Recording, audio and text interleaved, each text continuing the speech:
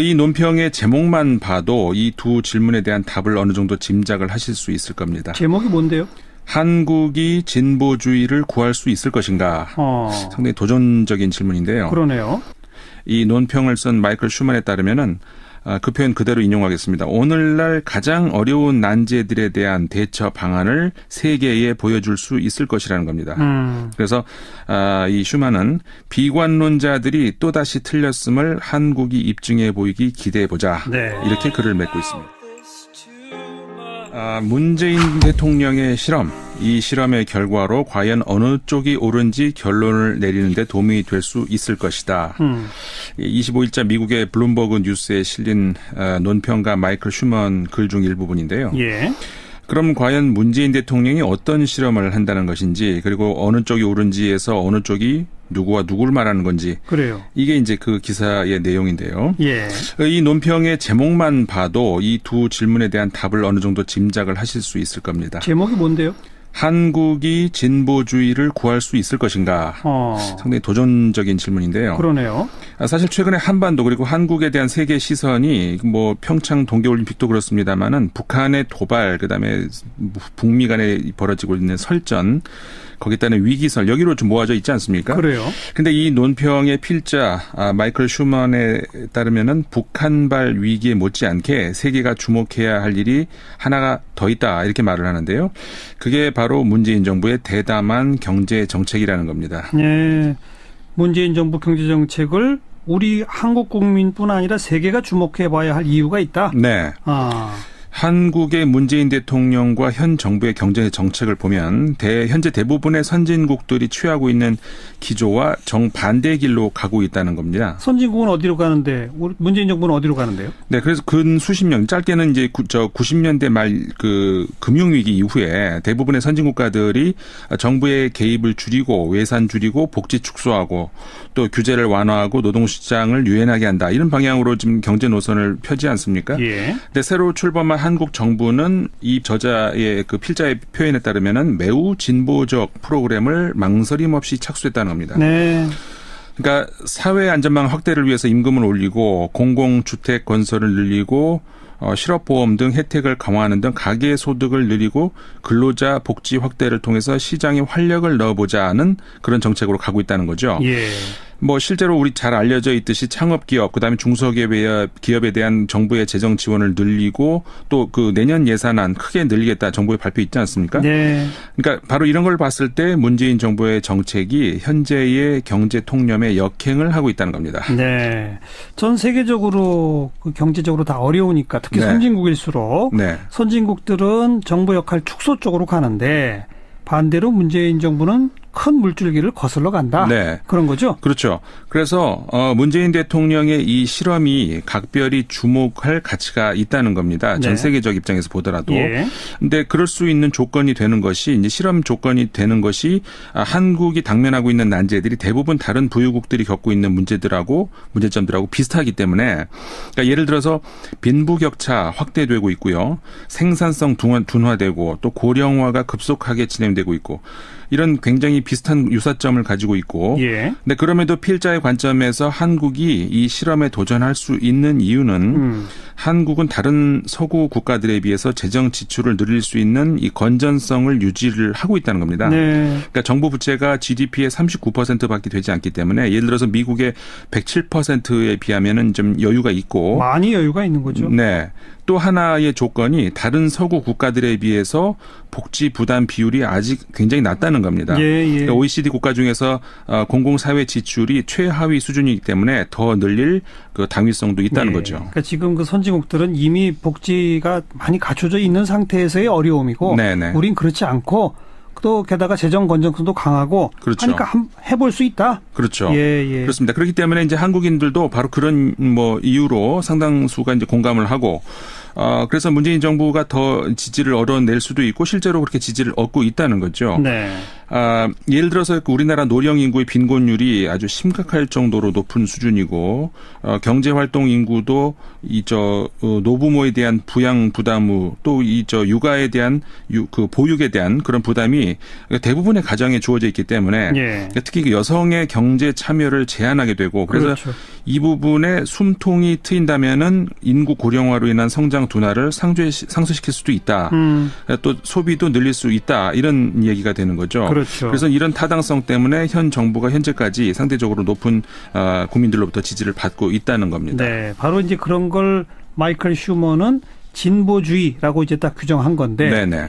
근데 이게 성공해야 되잖아요. 그렇죠. 성공 가능성에 대해서는 뭐라고? 이게 중요한 건데, 네. 그러니까 필자 생각은 기대는 해볼 수 있다는 겁니다. 그러니까 앞서 말씀드린 것처럼 그런 타당성도 가지고 있고 또 문재인 대통령이 이 필자에 따르면은 급진적 반자본주의자도 아니기 때문에, 그러니까 예를 들어서 FTA 같은 경우에 오히려 트럼프에 맞서가지고 끈질기게 FTA를 옹호를 하고 있고, 그렇죠. 국가나 은행의 지원으로 연명하는 소위 우리 좀비 기업이라고 하는 거기에 대한 관리 이런 것들을 보면은 적어도 이론적으로 봤을 때 모두 생산성에 유익한 것들이라는 것이 이 필자가 문재인 대통령의 실험을 주목할 필요가 있다고 보고 있는 겁니다. 네네. 지난 100여 년 동안 우리나라는 서구 사회가 개척해놓은 안전한 길을 밟으면서 급속도로 추격을 해서 이 자리까지 오지 않았습니까? 그랬죠. 지난 촛불 시민혁명을 거치면서 참 어떻게 보면은 이 동맥 경화에 걸린 듯한 우리나라가 아니라 이제 서구 오늘날의 정치 문화에 한국이 새로운 어떤 그 민주주의 가능성을 보여줬다. 이게 지금 서구 언론들의 평이 있었는데요. 맞아요. 이제는 경제 분야에서도 서구 국가들의 어떤 그 방어적이고 수동적인 이 경제 침체에 대한 대응에 따르지 않고 새로운 실험을 보여주려 하고 있다는 거죠. 네네. 그래서 만약에 이 실험이 성공을 한다면 이 논평을 쓴 마이클 슈먼에 따르면은 그 표현 그대로 인용하겠습니다. 오늘날 가장 어려운 난제들에 대한 대처 방안을 세계에 보여줄 수 있을 것이라는 겁니다. 그래서 이 슈먼은 비관론자들이 또다시 틀렸음을 한국이 입증해 보이기 기대해보자. 네. 이렇게 글을 맺고 있습니다. 민주주의에서 어떤 모범이 된 것처럼 경제에서도 모범이 되어주길 바란다. 그렇죠. 이런 얘기로군요. 네네. 다음 소식은요. 북한의 인질극. 이제 외신들 가운데서는 이런 표현까지 나옵니다. 인질극. 네네. 북한에 그칠 줄 모르는 도발. 이 앞에서 좀 전 세계인들이 상당히 좀 걱정이 커지고 있는 그런 때인데 예외가 있습니다. 어디요? 그러니까 전쟁도 불사하겠다는 북한 위협 앞에서 웃고 있는 다들 울고 있는데 이제 웃고 있는 그들이 누굴까? 적어도 두 곳은 있다는 겁니다. 어디요? 그 중에 하나가 미국의 방산업체. 방위산업체. 네네. 군산복합체. 네, 그렇습니다. 예. 이게 그 27일자, 그러니까 어제죠. 일본의 마이니치 신문이 보도한 바에 따르면은 미국의 방산업체가 북한 특수로 들끓고 있다고 합니다. 네. 이미 지난 18일 미국 상원은 총 예산 규모 7천억 달러의 내년 국방 예산을 통과를 시켰다는 건데요. 이게 정부안보다 600억이 더 늘어난 액수라고 합니다. 늘어났다고요? 네네. 정부가 올렸더니 거기다 600억 부족하다. 더 이게 그러니까 펑펑 지원해주는 상원에 힘입어가지고 미국의 주요 군사 산업의 주가가 오르고 있고 그러면서 이들이 현 북한 위기에 혜택을 받고 있다는 목소리가 나오고 있다는 거죠. 보통 정부가 예산안 내면 의회는 깎기 마련인데 아주 대폭 증액을 시켰다. 네네. 예. 그래서 정부안보다 증액된 국방 예산안이 사실 그 상하원에서 비슷한 금액으로 지금 채택이 됐거든요. 거의 확정이 된 건데. 그래서 스텔스 전투기 F-35가 본래 정부안에서는 70대였는데요. 의회를 거치면서 94대로 늘었고요. ICBM 격추용 요격 미사일은 28기로 결정이 됐다고 합니다. 그러니까 사실 뭐 현재 미국 군사력은 뭐 거론할 가치도 없죠. 전 세계 제일인데. 냉전이 끝난 이후에 점점 미국의 그 국방 예산이 감소하면서 예를 들어서 소련 붕괴 직후 500척이었던 미국 해군 함선이 작년에는 275척으로 그러니까 반 정도가량이 줄였다고 합니다. 공군기도 3분의 1 정도가 줄였다고 하고요. 그럼 당연히 그러니까 방산업체는 울상일 수밖에 없겠죠. 그런데요. 이번에 그 트럼프 정부의 증액으로 보잉, 노스롭 그루먼, 레이시온, 그다음에 로키드 마틴 이런 방산업체들이 치열한 수주 경쟁으로 들어갔다고 합니다.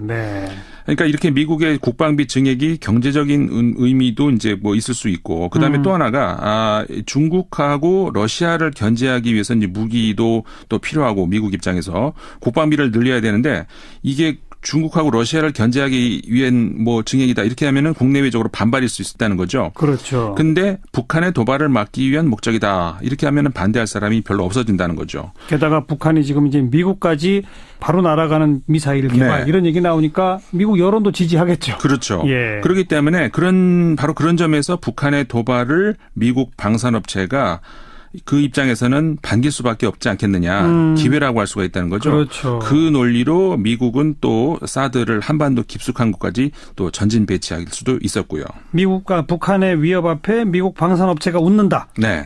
또 두 곳은 웃는다고 그랬잖아요. 네네. 또 하나가 어디예요? 또 하나가 이제 일본 정부입니다. 일본 정부. 역시 역시 같은 27일자 마인지 신문인데요.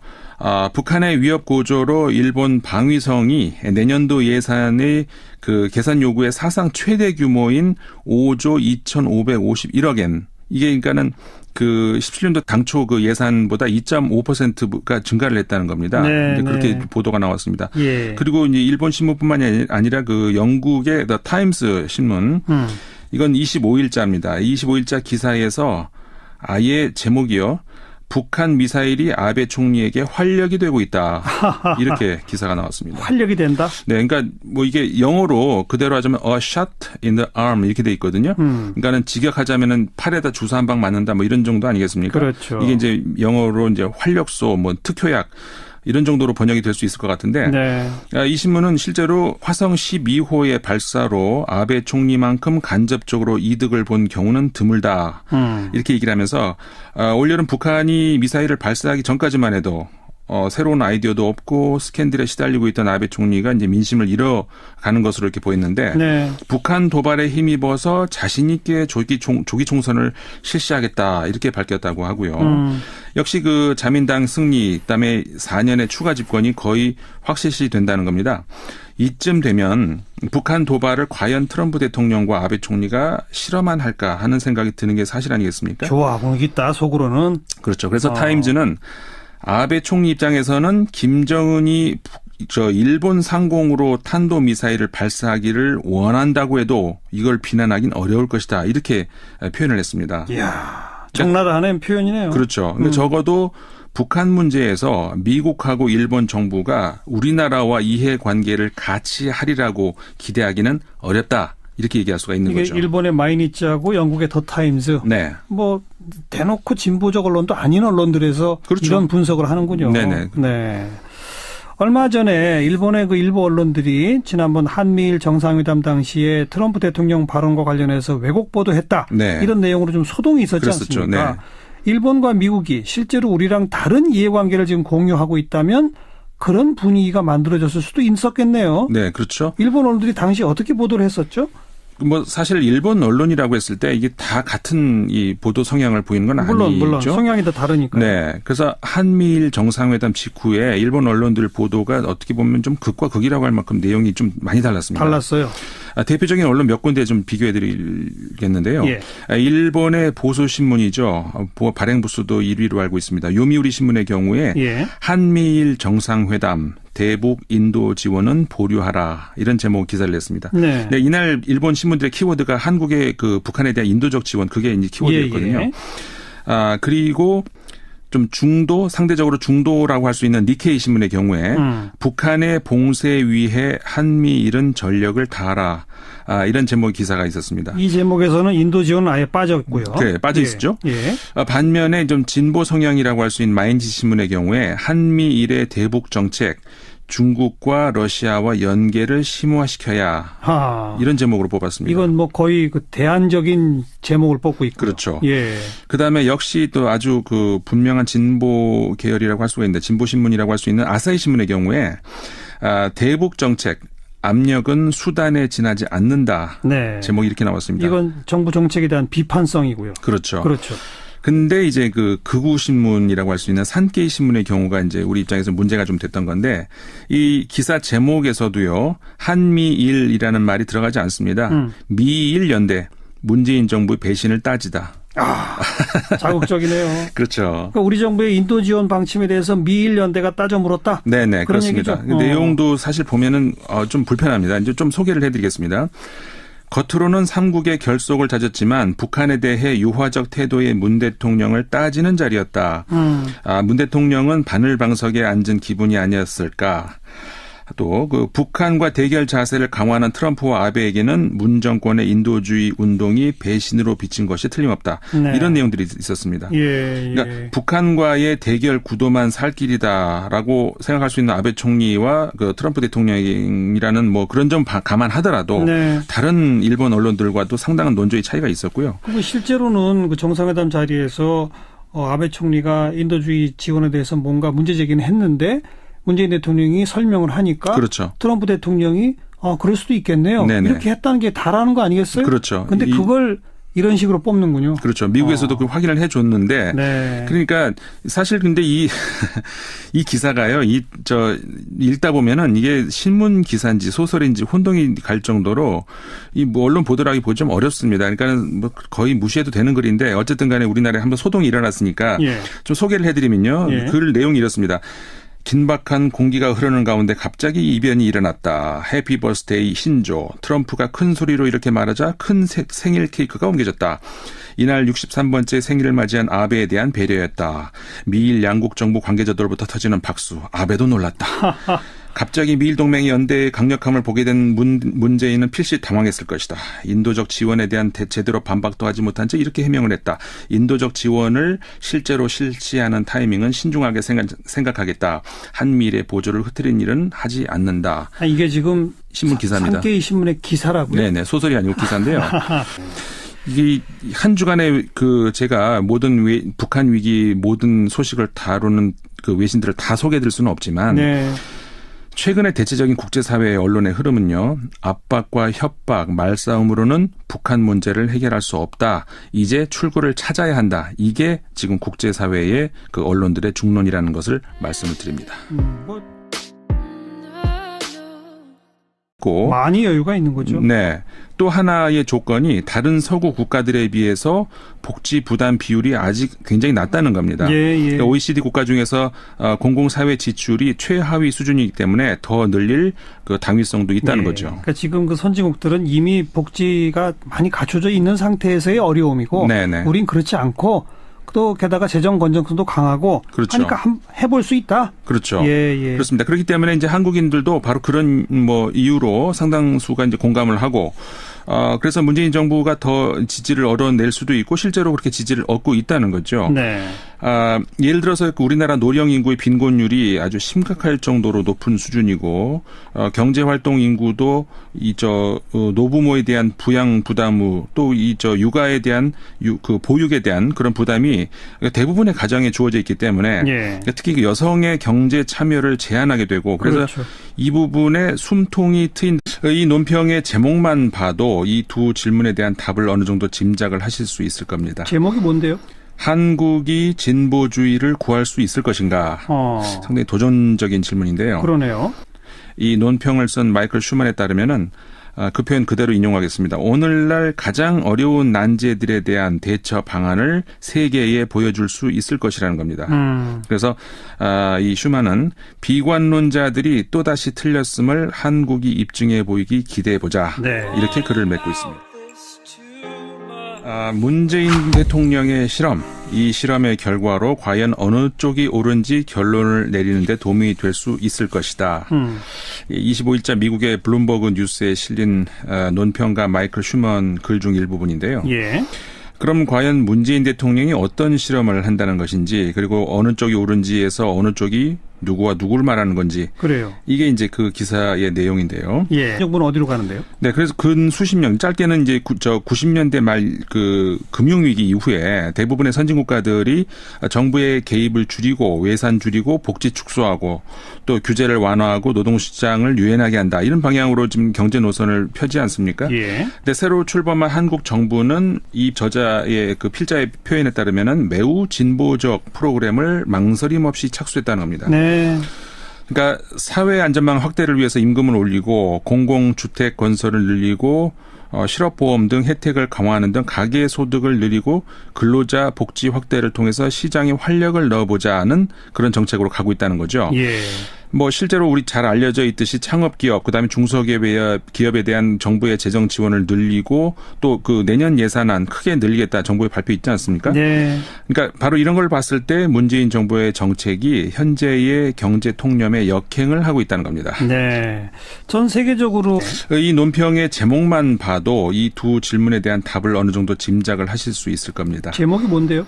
한국이 진보주의를 구할 수 있을 것인가? 상당히 도전적인 질문인데요. 그러네요.